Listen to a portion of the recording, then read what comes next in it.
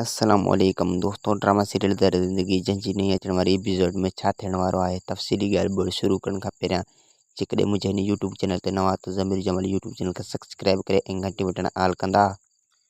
दोस्तों, रबन ओठे खे जवाबु ॾेई छॾींदो।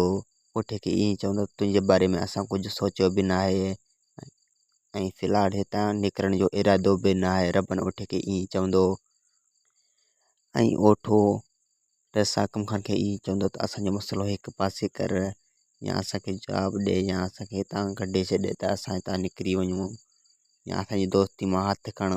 ओठो ईअं चवंदो रसाकम खान खे, ऐं ओठो ई कमाल खान चाहिनि था त रस गफ़ार खान मरे त असां हिन ॻोठ जो वॾो थियूं, पर रस गफ़ार खान कोन मरंदो ऐं रसाकम खान वञी रस गफ़ार खान सां ठाव करे ईंदो ऐं रसाकम खान ऐं रस गफ़ार खान जो ठाह थी वेंदो ऐं पोइ रसाकम खान जा अख खुली पवंदा।